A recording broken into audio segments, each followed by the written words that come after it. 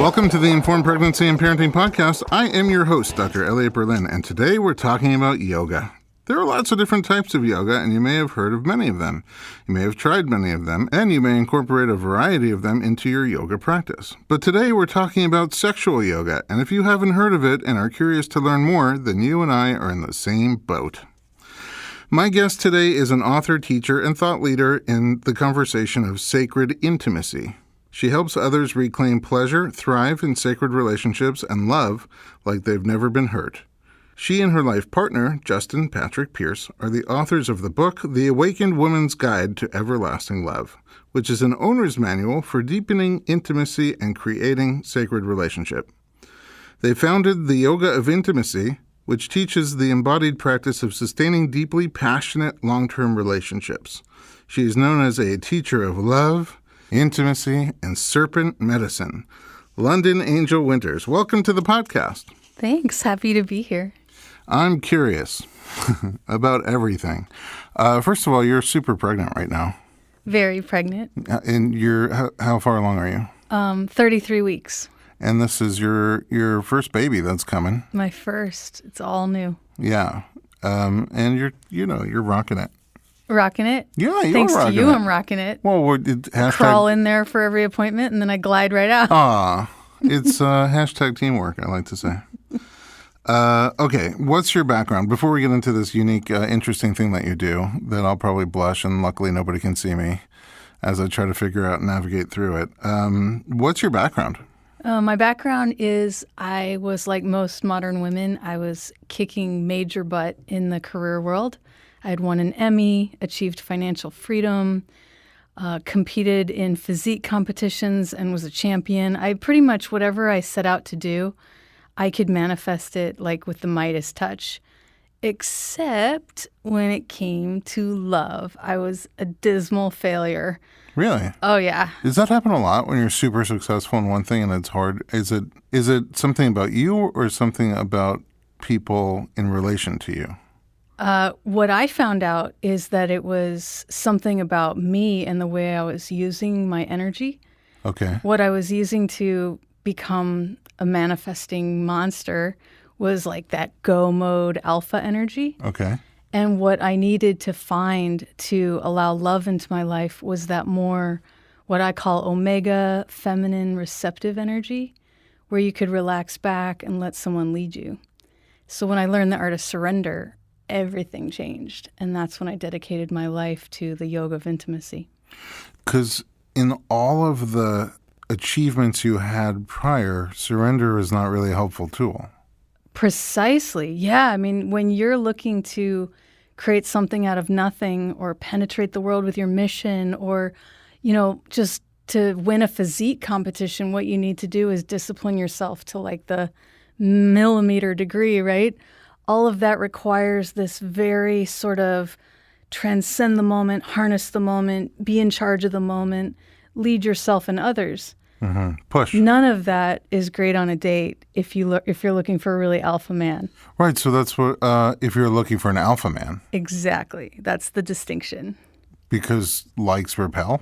Precisely. So if you love your alpha energy and nothing makes you happier than being with an omega kind of man, the person that would submit to your lead, the person who would follow you wherever you went, the person who had no opinion, kind of like whatever you want, then you could actually bring alpha home and be very successful in love.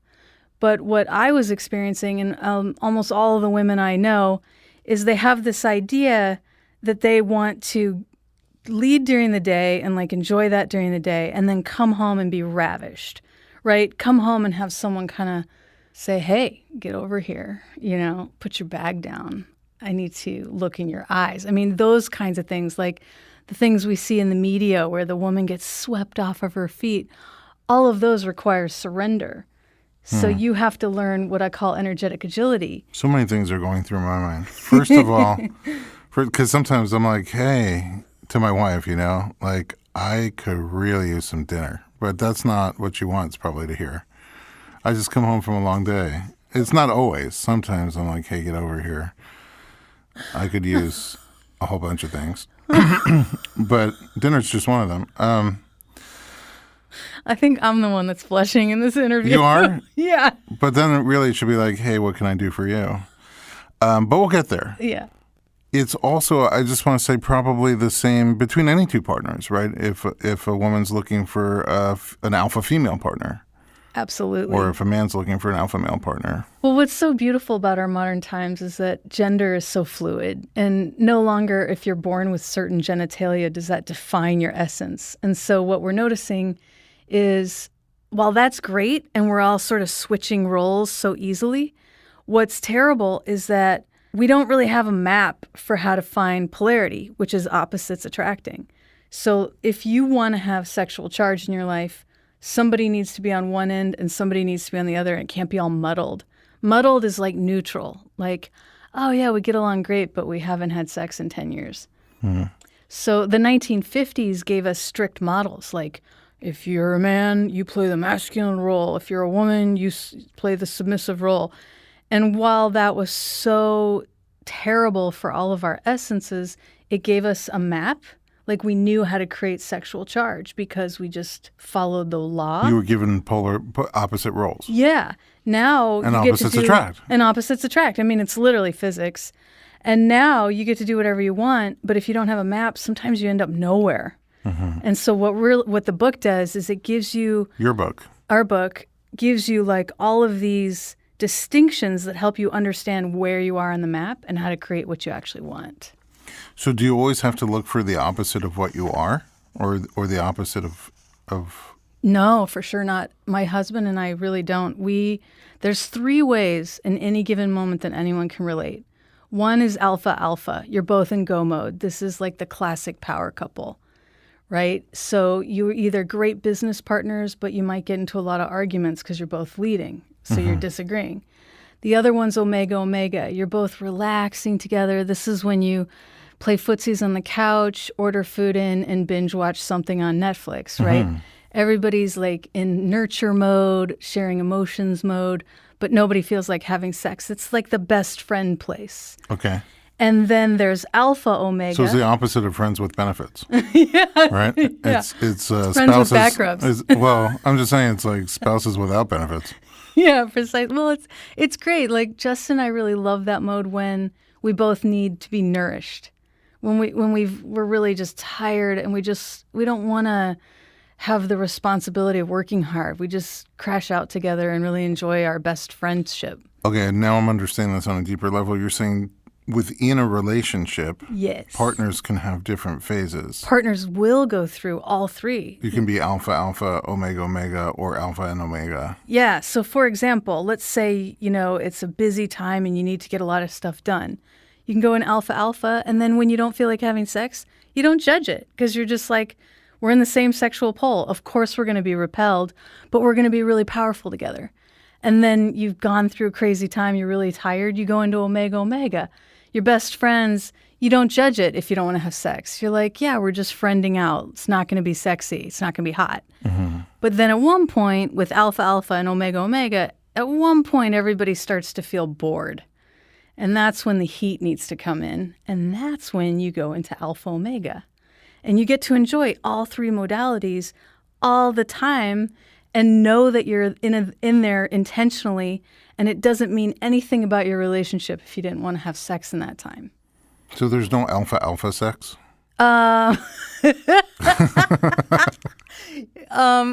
Well, yeah. How PG is this show? I mean, it's...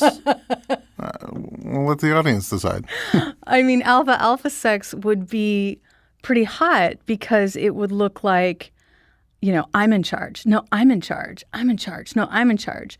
The problem is that's not usually how alpha is used. Alpha is usually like you get home and you're like, honey, make me dinner. And he's like, I'm doing my own thing. And like you're both just leading and like barking orders at each other. It's usually not that sexy. Right. But it could be. It could be. On the fringe. Oh, yeah. Okay. So what was it? Because you were, first of all, physique competition. You didn't know that? No, I did know that, but what is it? Well, There's a kind of bodybuilding, it's actually becoming really popular. I was at the very cutting edge of it starting, where it's like bodybuilding, but you don't get big. You're just perfectly symmetrical and perfectly toned. Oh. It's kind of like developing each muscle, like if you're trying to be like the Statue of David, developing each muscle to its potential without bulking or doing anything artificial to make yourself big. So if that's alpha, then is omega not developing any of your muscles and just being big? Because I sort of feel omega to your alpha in that way. Is there a competition for sponsored by Heineken or whatever? This tub's for you? And okay. Just since most people are probably curious about the actual answer, it was interesting because I pursued the whole physique thing thinking that was going to earn me love. It was so misguided. I was so wrong because I ended up being harder and buffer than most guys I was dating, and therefore I'm in the same sexual pole as them, right? Like there's no opposite there. And when I finally learned about polarity, I was like, oh my God, I can let myself off the hook of this like 10% body fat thing, and I can settle into my really curvaceous body. Wait, wouldn't you naturally in that physique mode be driven towards fluffy guys? Yeah. I mean, truthfully, that is what's going to create polarity. Right. But, a lot of us have this idea of this is the problem, is like a lot of us have this idea of who we want to be with. Yeah. And we're not actually embodying the energy that would attract that. So you were attracting partners. Yeah. Just not the right partners. Totally. What felt wrong about it? How did you know something was wrong? Because I didn't feel met. Ooh. What does it feel like to not be met? What it feels like to not be met is to have that hunger inside that is just gnawing at you and it's not getting fed. I can relate to this analogy for real, because for years we have an episode with Kelly Levesque, a nutritionist. She has, for the first time in like 40 years, set me straight on nutrition. I love what I'm doing with her. But one of the greatest things about it is I thought I had no satiety light when it came to food. I would eat, and no matter how much I ate, my brain was like, feed me, feed me, feed me. And I was like, what? Like, I could barely breathe. I ate so much. What's going on? Are you saying that's almost like in relationship, same thing? Like you'll go on the motions, go through the dates? Totally. And then there's a part of your soul that like you don't feel seen.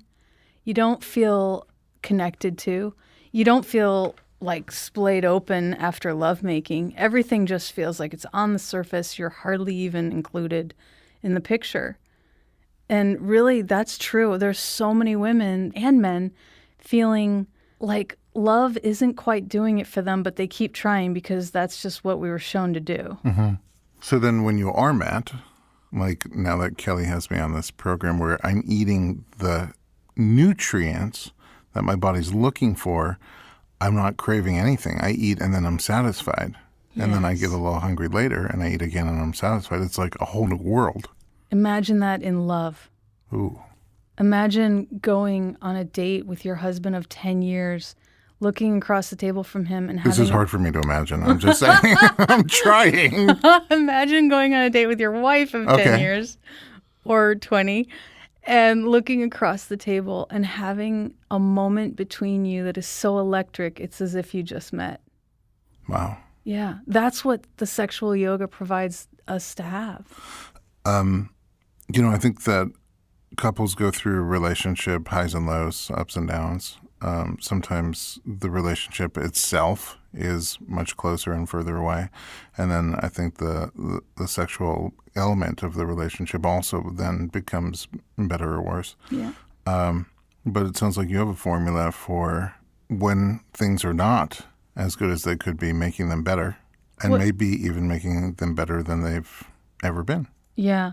I mean, really what you're talking about, in the same way that you would go to a yoga class to increase your flexibility, the sexual yoga, the yoga of intimacy, allows you to land in the moment in a way where you have the opportunity to be met. In other words, becoming present, embodying the energy that is authentic to your essence rather than putting on a shell, relaxing the tissues of your body where you could actually receive the love that is being sent to you. You know, what you end up finding out as you go down this road is that you're repelling the love more often than it's being denied to you. I think that it's just hitting me in a way that's about relationship as a whole and the sexual connection being a part of that. Well, exactly. I mean, in our work, we teach that sexual connection doesn't even start until both of you are blooming like flowers in each other's presence. You know, so often sex has like status and meaning to it, and we have sex just to like reassure ourselves the relationship is okay. What's really more optimal is to establish connection in the deepest way, like soul to soul, heartbeat to heartbeat, lower belly to lower belly, and become present with one another so clearly that the sex becomes like a vortex that sucks you in rather than something you're using to just force connection. Mm-hmm. I told a few people, hey, I'm going to have this interesting guest on our podcast tonight. We're going to talk about sexual yoga. And they're like, what is that? I'm like, I don't know, but do you have any questions? And the first question all three of them had was, is that the same as tantric yoga? That's a great question. The word tantra is a very wide net, and especially misused in the West because, you know, tantra has ancient origins and very specific meanings, and it's gotten a little bit bastardized as we've gone. Sort of like Christmas? Yeah, exactly like Christmas. Yeah. So I think without going into like a history lesson, yes and no. Yes, from the point of view of how could you use your body to increase the depth of your loving? And no, from the point of view of maybe all the stereotypes that come with that, like, you know, sex with strangers, no attachments, all of these other things that kind of have gotten lumped into that category. There's many categories to that word. How I'm using it is really using your body in a way to have you be in the moment in a way that has you actually feel met. Beautiful. No, I think it's really beautiful. I would love to get a little bit more specific about some of your methods, and you do workshops, and I'm curious what happens at a workshop, whereas sexual yoga is just something you do 3 times a week, in Santa Monica. Before we get into more specifics, and also some things that maybe people can do at home already to just like sort of start the process and test it out. Before we do all that, we're going to take a quick commercial break. We're going to be right back with Londin Winters to explore sexual yoga on the Informed Pregnancy Podcast.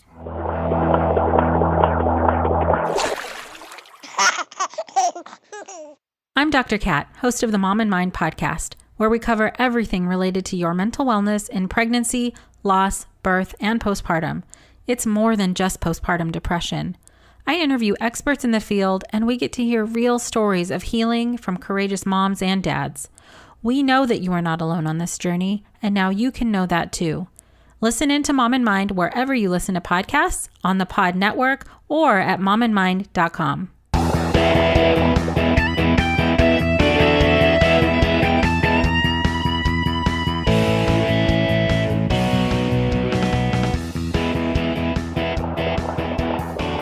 Welcome back to the Informed Pregnancy Podcast. I'm your blushing host, Dr. Elliot Berlin, and we're continuing our discussion about sexual yoga with Londin Winters. Okay, so we talked a lot about what sexual yoga is, and the deep bond that you're trying to create and letting go of inhibitions that sometimes get in the way of that deep bond in general in a relationship and as it pertains to the sexual bond. Practically speaking, how does someone begin this journey? And also, when you say, if you're going to do flow yoga, so you just look up on the calendar when there's a flow yoga class and you go a couple of times a week, is that how this works too? Not at all. Okay. So the specifics are in our book. We give tons of practices through the entire book, and some of them are downloadable and like you can follow in audio. But let me just give you the download here. which is that this isn't something you're doing in a class. It's like yoga, where you go to do these postures to create an effect in your body that changes your life. But it's not necessarily like yoga as we know it, like Thursday night, 8 p.m., show up to this class. We do offer classes to teach people these practices, but they're a little bit more of like a sacred container, a weekend immersion, something where the group is curated so the right people are there and nobody feels creeped out by anybody. And in those cases, or whether you're doing it at home, what you begin to work on is how you show up in intimacy. So everybody thinks that they want this deep intimacy. But the minute it starts happening, you start to see where you escape, where the depth is just too much to handle. Escape, like run away? Well, no. Well, some people escape. That looks like getting into an argument, somebody feeling at their capacity and running out the door. Yeah. But I don't mean running away from your partner. I'm saying running away from that feeling. It gets too close. Absolutely. And the ways that you can run away from that feeling without even realizing you're doing it are to think about your to-do list, check your phone, look away from your partner. Just keeping someone's eye gaze is incredibly threatening, because what you'll notice in an extended eye contact moment is you feel seen. And then you start to hit everything that comes up for you in feeling seen, like maybe you start worrying about whether he's looking at your wrinkles or what outfit you picked or what is he thinking. And you can see where sort of the egoic mind that's full of fear starts to generate stories of separation. And what you learn in the yoga of intimacy is how to just let those dissolve and how to drop into something that's so much deeper, that you're actually craving, that you want to have, but it's so terrifying to get. And you learn to just be okay with your terror. Why is it so terrifying, though? Because if you feel that touched, you lose a little bit of power. You're a little bit less independent. You're not in your story of separation. You're in connection. And then if that person rejected you, it's going to hurt more. People don't realize how much they've shored up their defenses, even in a long-term relationship. We're relating in that like safe way where it's just enough to feel like we're together, but not enough where that person could literally destroy you. And for you to feel that epic love, you really need to be able to unguard your heart again and soften your body with them and become available, like really available. But so does that mean that you do open yourself up for a big fall? Yeah. Half of the work I do is saying to women, if not now, then when? How much are your defenses really serving you? They're actually suffocating you. And, I'm in this relationship with Justin, and it keeps getting deeper and deeper and wider and wider. And I literally feel like I could throw up half the time. We're so intimate. And I wouldn't live my life any other way, because I'm here to love. I'm here to know myself as love. I'm here to share love. And I'm really sick of all of the stories that keep me away from love just to avoid getting hurt. The other thing you learn how to do is be really okay with whatever you're feeling.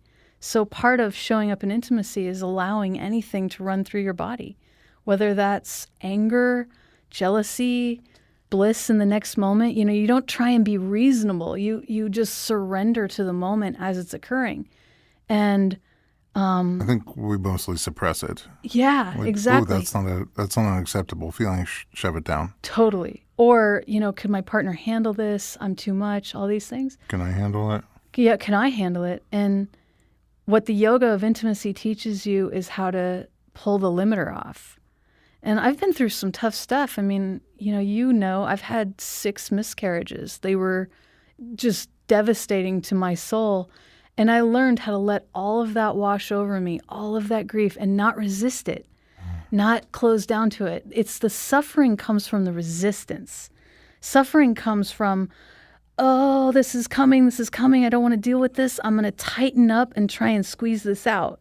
And then it gets trapped and it just circulates into more separation, and then suddenly you feel alone, you feel depressed, you feel separated from life itself.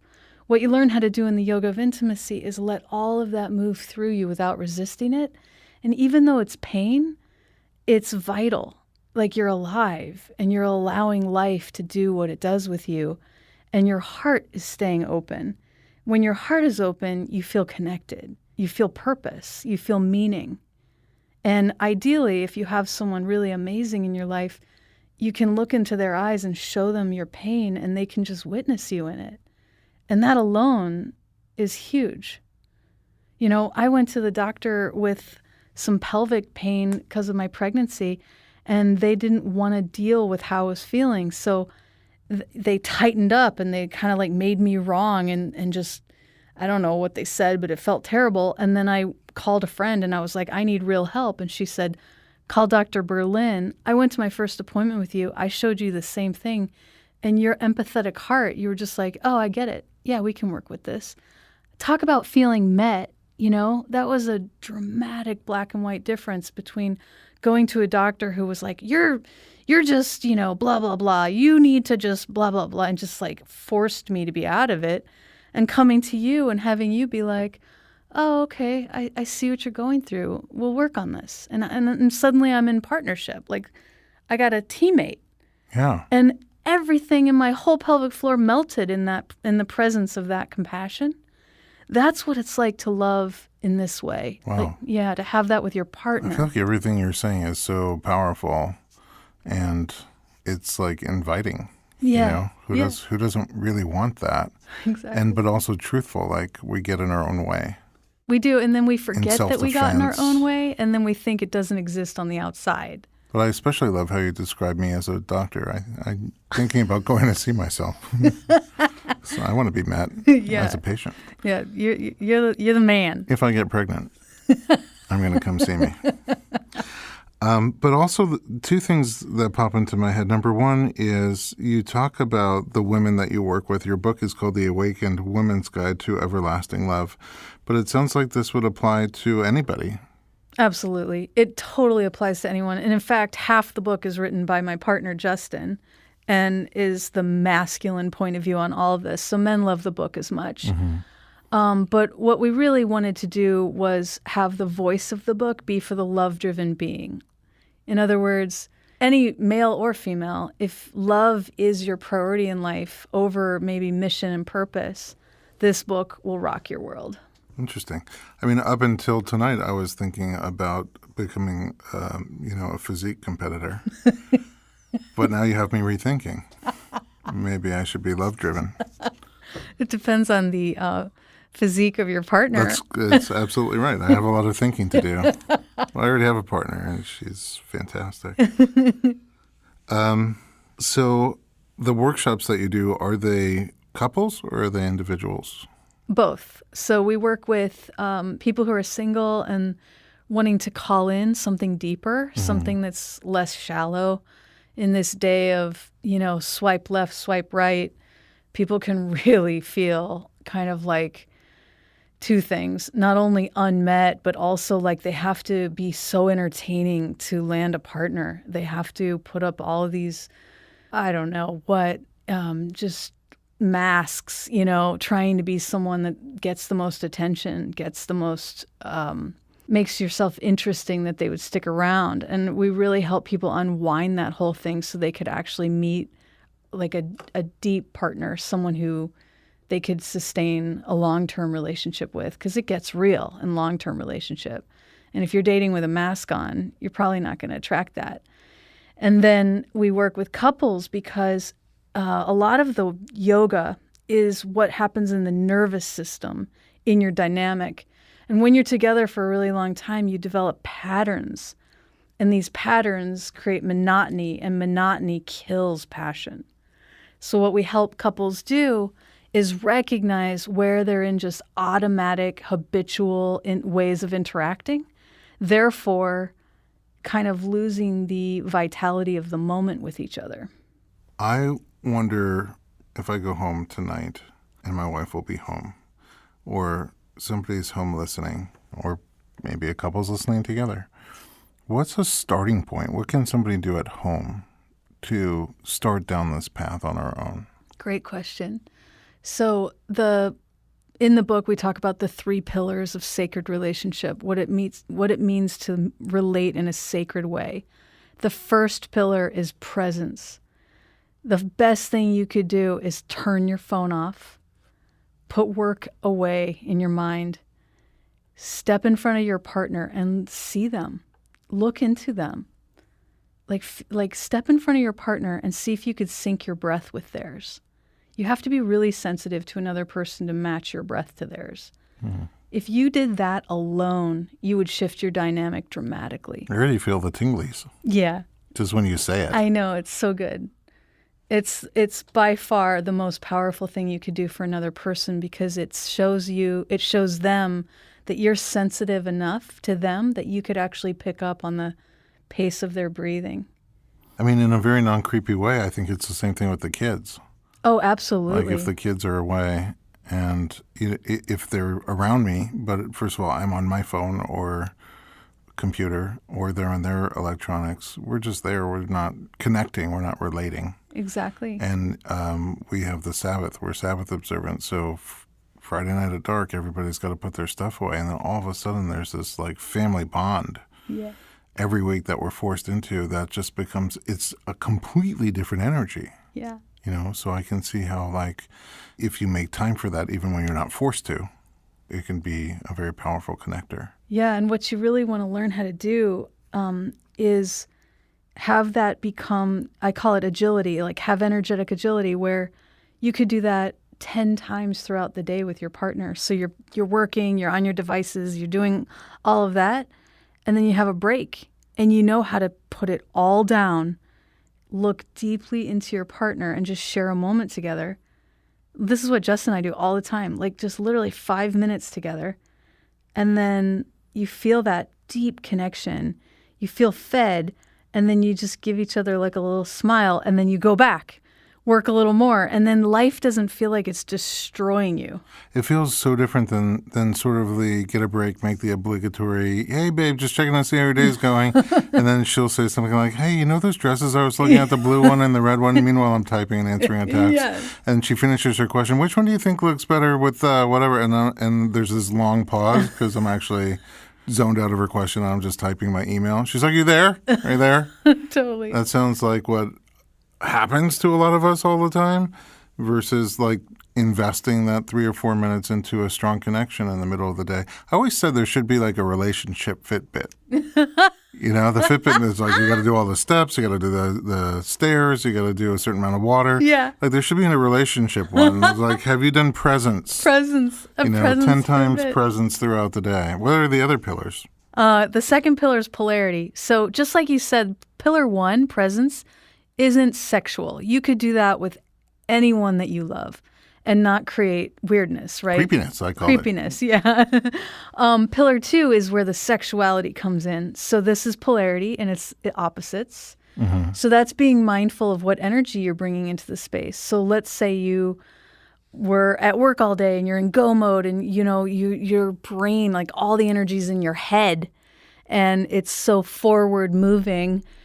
What you would want to do to create polarity is drop energy into your body. That's where sexuality occurs, right? Is in the body. How do you do that? Where attention goes, energy follows. So if you can't get your mind off your to-do list and, you know, your device and blah, blah, blah, you will just keep all the energy right there in the mind, right there in the head, and it's not going to feel sexy. I don't care who you are. So what you learn how to do is bring your attention to your body, and you know this from your work, right? You just touch yourself, like press your hands in your thighs, bring attention to, oh my gosh, I actually have a body and I have a lower body. If you become more adept, that's just basic stuff, like touch your thighs. Remember that you have legs. I mean, for real, most of our culture doesn't even remember they have a body when they're sitting in front of their computer. Mm-hmm. If you want to be more advanced, start doing breath practices to breathe all the way down into the pelvic floor. That's a powerful way of dropping your energy down. Yeah, you can feel yourself open up so the energy has a place to go. Exactly. Do this in front of your partner. Ooh. Better yet, breathe her energy down. Ooh. Now you're a master lovemaker. Wow. And it's only the second pillar. It's only the second pillar. Well, and also what's so beautiful is the gift you can give her, because, you begin not only matching her breath, but then guiding it. You just released her from self-sufficiency.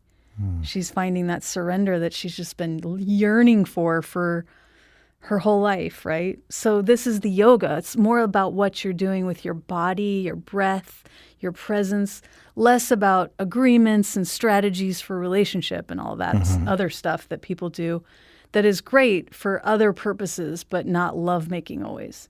Right. The third pillar is devotion. And what devotion means is ultimately giving the thing you wish you could get. So we all come into this world with childhood wounds, right? No matter how hard our parents tried, there were things where we just didn't get the love we wanted to get. And so most of us, when we look at romantic relationship, we're like these zombies, these hungry ghosts that are like trying to complete that piece through another.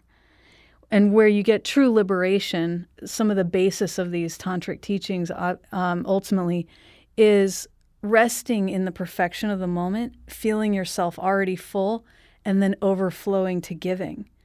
When you have two people who do this for each other, you become each other's champion. Like you're literally each other's hero. And instead of constantly complaining about what you are or not getting, you begin to focus more on the gift that you are and what you could give your partner that day that would make them more full. When you have you doing that and them doing that, neither of you need to worry about self anymore.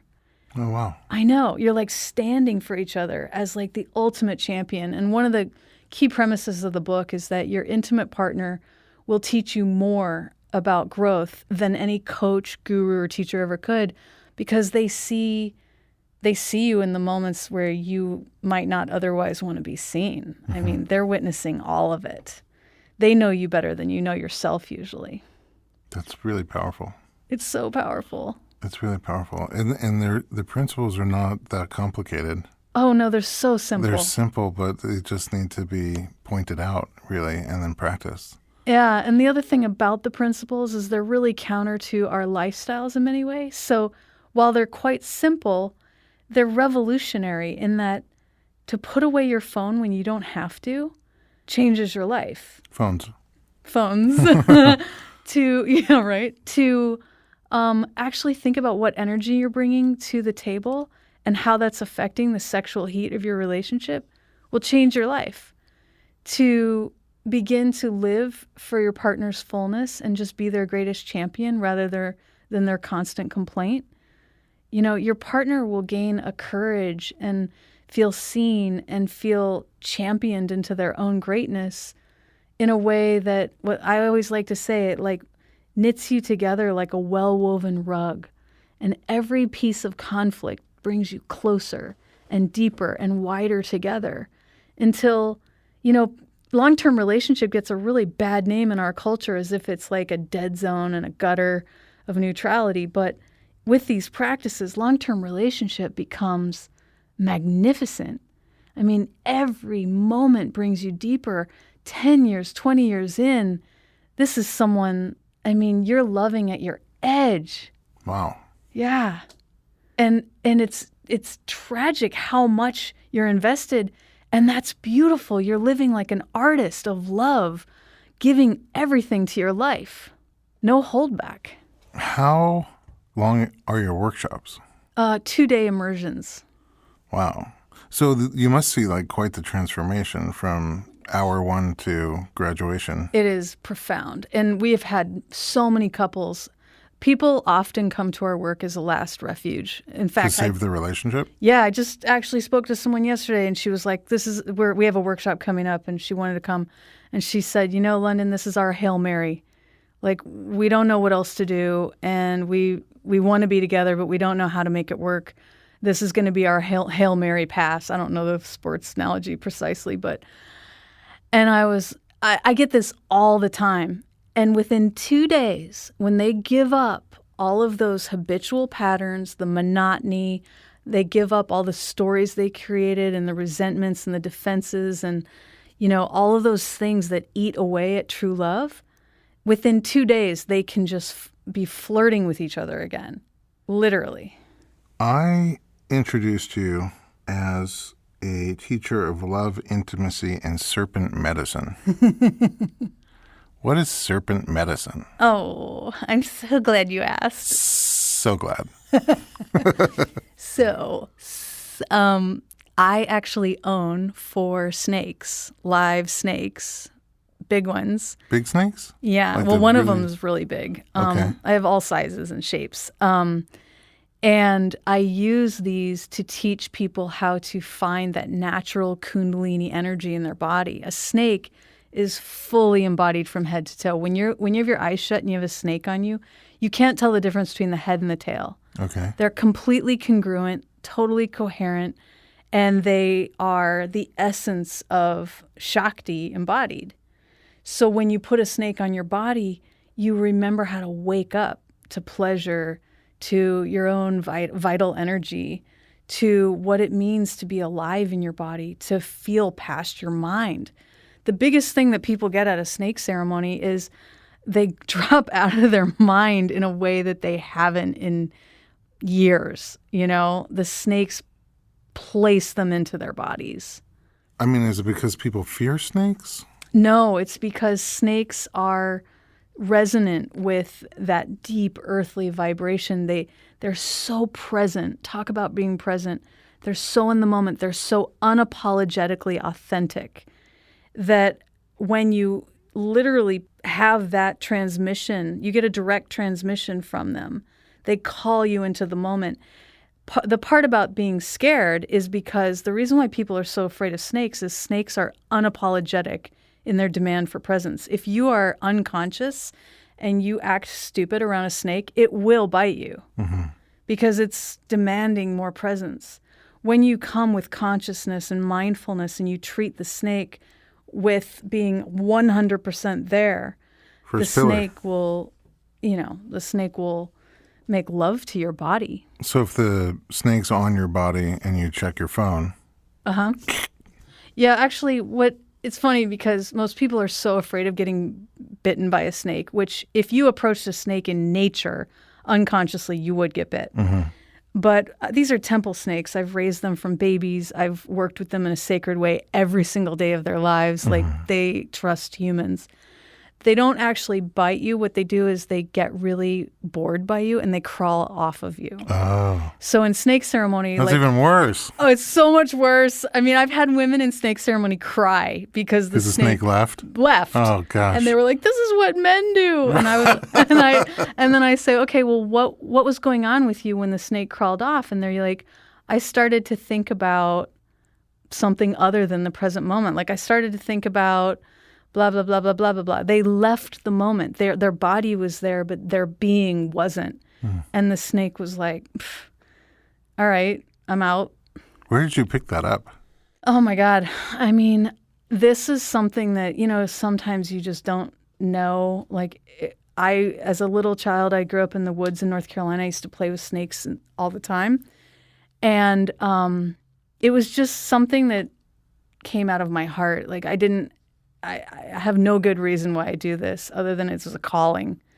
And the minute I touched a snake as an adult, it was like a lightning bolt.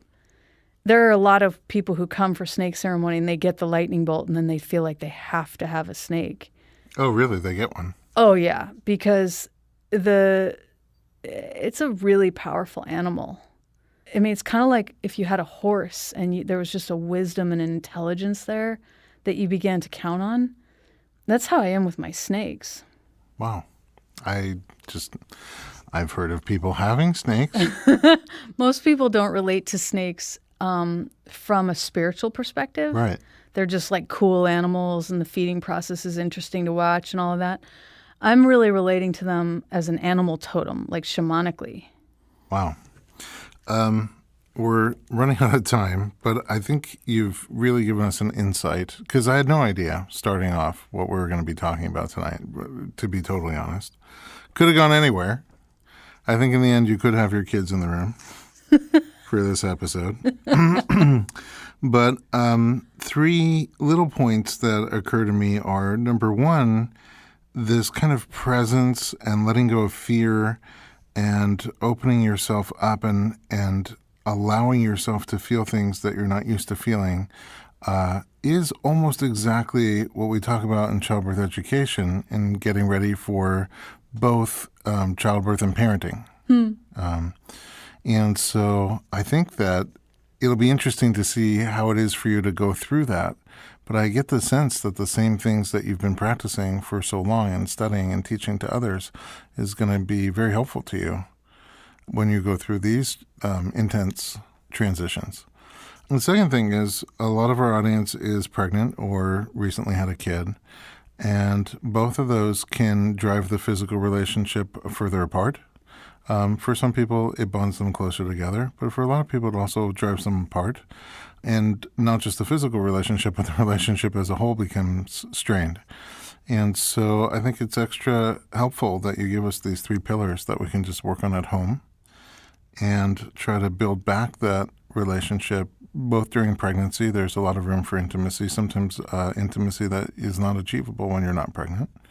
And also postpartum, after there's a pause in the physical relationship for a while, to bring that back together after there's so much chaos sometimes and new things to learn and lack of sleep in the same way, nutrition sometimes and exercise, to be able to take these pillars more important than perhaps any other time in life and be able to bond on those few minutes that you have to bond and start to bring the relationship closer together.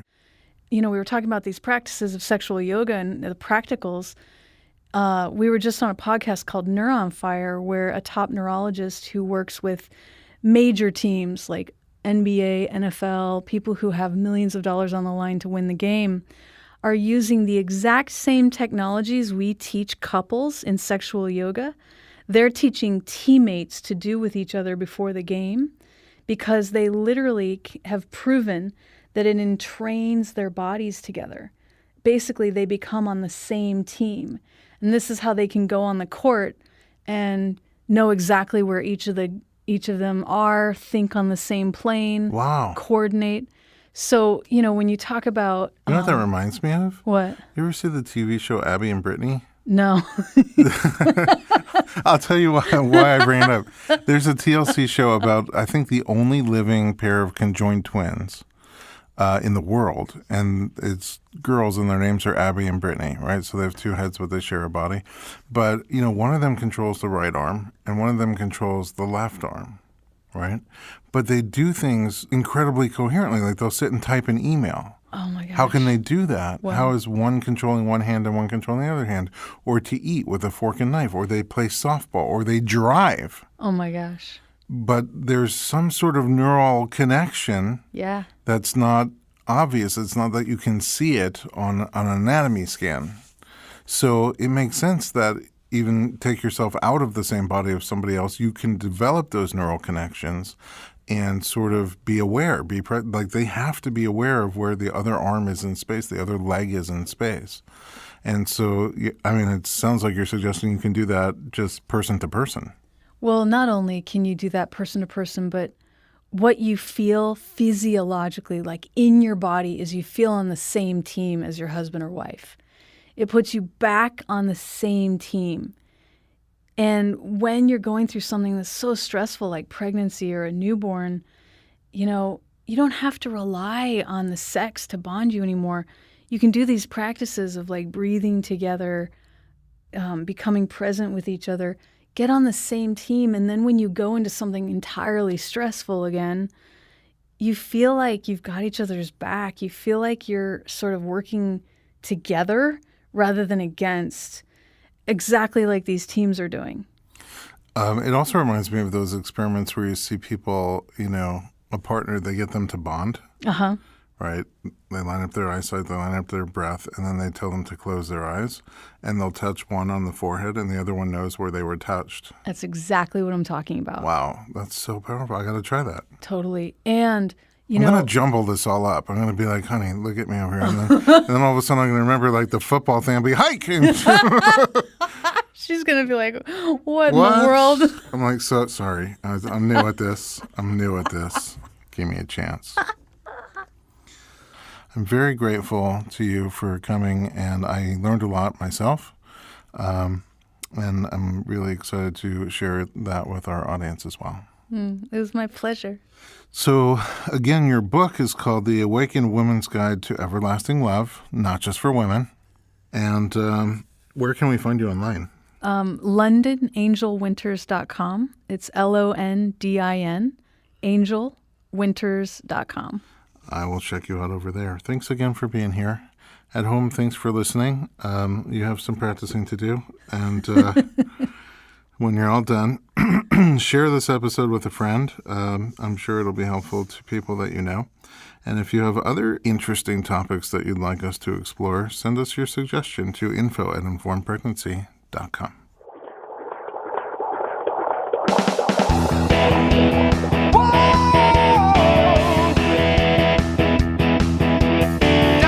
Doctor, give me the news. I got a whole lot